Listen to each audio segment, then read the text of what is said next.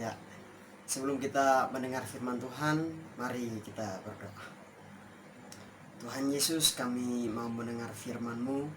Kami berdoa Tuhan kiranya memberikan kami pencerahan, memberikan kami iluminasi, agar kami dapat memahami dan mengerti isi hati Tuhan di dalam firman-Mu.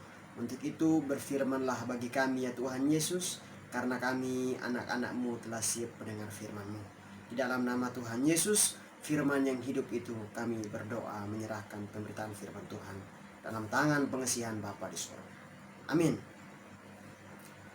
Ya, Bapak Ibu yang dikasihi oleh Tuhan kita Yesus Kristus, hari ini kita akan membaca satu bagian firman Tuhan dari kitab Wahyu yang saya pilih bagi kita, di dalam Wahyu pasal yang ketiga, ayat yang 14 hingga ayat yang ke-22. Saya akan bacakan bagi kita. Kepada jemaat di Laodikia. Dan tuliskanlah kepada malaikat jemaat di Laodikia, inilah firman dari Amin, saksi yang setia dan benar, permulaan dari ciptaan Allah. Aku tahu segala pekerjaanmu. Engkau tidak dingin dan tidak panas. Alangkah baiknya jika engkau dingin atau panas. Jadi karena engkau suam-suam kuku dan tidak dingin atau panas, aku akan memuntahkan engkau dari mulutku. Karena engkau berkata, aku kaya dan aku telah memperkayakan diriku dan aku tidak kekurangan apa-apa. Dan karena engkau tidak tahu bahwa engkau melarat dan malang, miskin, buta dan telanjang, maka aku menasihatkan engkau, supaya engkau membeli daripadaku emas yang telah dimurnikan dalam api, agar engkau menjadi kaya, dan juga pakaian putih, supaya engkau memakainya, agar jangan kelihatan ketelanjanganmu yang memalukan, dan lagi minyak untuk melumas matamu, supaya engkau dapat melihat. Barang siapa kukasihi, ia kutegur dan kuhajar, sebab itulah relakan hatimu dan bertobatlah. Lihat, aku berdiri di muka pintu dan mengetok. Jikalau ada orang yang mendengar suaraku dan membukakan pintu, aku akan masuk mendapatkannya, dan aku makan bersama-sama dengan dia, dan ia bersama-sama dengan aku. Barang siapa menang, ia akan kududukan bersama-sama dengan aku di atas tahtaku, sebagaimana aku pun telah menang dan duduk bersama-sama dengan Bapakku di atas tahtanya. Siapa bertelinga, hendaklah ia mendengarkan apa yang dikatakan Roh kepada jemaat-jemaat. Yang berbahagia adalah kita yang mendengar, merenungkan dan melakukan firman Tuhan dalam kehidupan kita hari lepas hari. Amin. Bapak Ibu yang dikasihi oleh Tuhan kita Yesus Kristus, sudah kurang lebih 3 minggu kita tidak berbakti bersama-sama. Untuk itu hari ini saya berinisiatif untuk membuatkannya dalam sebuah video, untuk dapat menolong kebaktian Bapak Ibu di rumah dalam mendengar firman Tuhan. Hari ini pun saya mengikuti tema yang sama yang telah diberikan oleh gereja kita, tema tahunan, yaitu diberkati untuk menjadi berkat, dan tema minggu ini adalah diberkati karena kesungguhan hati. Bapak Ibu yang dikasihi oleh Tuhan kita Yesus Kristus, jemaat Laodikia ialah jemaat ketujuh atau jemaat terakhir yang mendapat teguran langsung dari Kristus. Dan hal ini menjadi unik karena apa?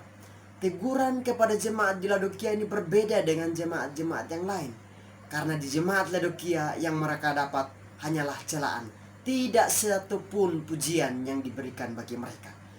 Ini disebabkan karena apa? Karena mereka tidak memiliki kesungguhan hati dalam mengikuti Yesus. Untuk itu ada 5 hal penting yang akan kita pelajari bersama-sama hari ini di dalam kitab ini, bagian ini berkaitan dengan ketidaksungguhan jemaat Laodikia. Hal pertama yang mau kita pelajari adalah ketidaksungguhan jemaat Laodikia. Bapak Ibu yang dikasihi oleh Tuhan kita Yesus Kristus, jemaat Laodikia berada di tengah-tengah kota Laodikia. Dan kota Laodikia ini masyhur, terkenal, dan menjadi pusat perbankan di dunia pada saat itu. Namun dikatakan bahwa jemaat atau orang-orang di Laodikia adalah orang-orang yang suam-suam kuku. Mereka dalam mengikuti Tuhan tidak sungguh-sungguh. Mereka suam-suam kuku. Kata suam-suam kuku dalam bahasa aslinya itu adalah kliaros hudor. Artinya adalah rasa yang tidak enak dan menyebabkan muntah. Atau hari-hari ini mungkin seperti air yang di dalamnya ada kapiorit yang membawa rasa yang tidak enak sama sekali. Jemaat di Laodikia merasa bahwa mereka sudah aman. Mereka sudah puas diri. Mereka merasa puas diri. Mereka merasa mereka tidak menyadari akan kebutuhan-kebutuhan mereka. Orang Kristen yang suam-suam kuku adalah orang yang merasa sudah nyaman. Orang yang merasa puas diri. Orang yang merasa tidak ada kebutuhan apa-apa. Mungkin merasa berpikir, saya sudah lama menjadi Kristen, saya sudah mengikut Yesus puluhan tahun. Masa kamu mau menginjili saya? Masa kamu mau menegur saya, mengajari saya? Jemaat Laodikia pun merasa bahwa mereka adalah jemaat yang mendiri, orang-orang yang mendiri.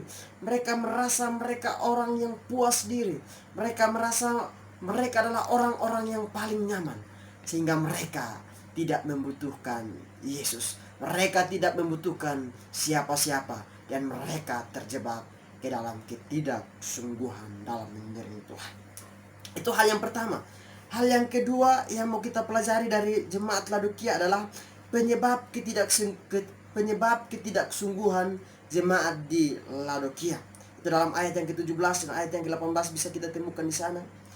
Kota Laodikia ini, jemaat Laodikia ini terkenal dengan 3 hal yang membuat mereka sangat terkenal. Yang pertama, mereka terkenal dengan kemakmurannya. Karena apa? Saya sudah singgung di bagian awal tadi. Mereka terkenal dengan kemakmuran karena kota Laodikia adalah pusat perbankan atau pusat keuangan yang terkenal di dunia pada saat itu. Sehingga dengan banyaknya pusat perbankan keuangan yang beredar di kota Laodikia, sehingga mereka merasa mereka memiliki mentalitas mandiri. Mereka tidak membutuhkan siapa-siapa. Yang kedua, selain mereka terkenal karena kemakmurannya, mereka termasmur atau Laodikia termasmur dengan kerajinan pakaian jadi, terkhususnya dengan pakaian yang terbuat dari benang wol. Hal ini membuat mentalitas mereka menjadi mental yang sombong. Mereka merasa bahwa penampilan dan kecakapan kecantikan mereka yang menjadi utama. Mereka terobsesi dengan pujian-pujian dari orang lain. Yang ketiga, mereka terkenal karena mereka tersohor karena mutu sekolah kedokterannya. Hal ini yang membuat mereka merasa bahwa medis pada saat itu adalah berasal dari tempat mereka, kota Laodikia. Hal itu dikarenakan karena ada salep mata dan salep telinga yang diproduksi di kota Laodikia. Sehingga mereka merasa bahwa mereka adalah orang yang paling sehat penglihatan mereka.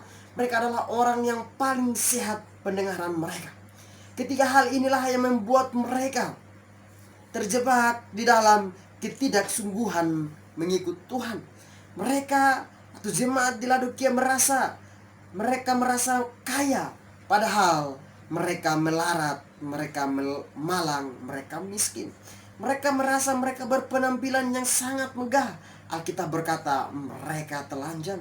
Mereka berkata mereka yang paling memiliki kesehatan, tapi Alkitab berkata mereka buta.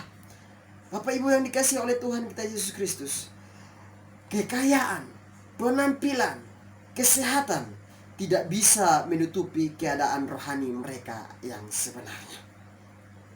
Hal yang ketiga yang mau kita pelajari dari jemaat di Laodikia adalah sikap Tuhan atas ketidaksungguhan jemaat Laodikia.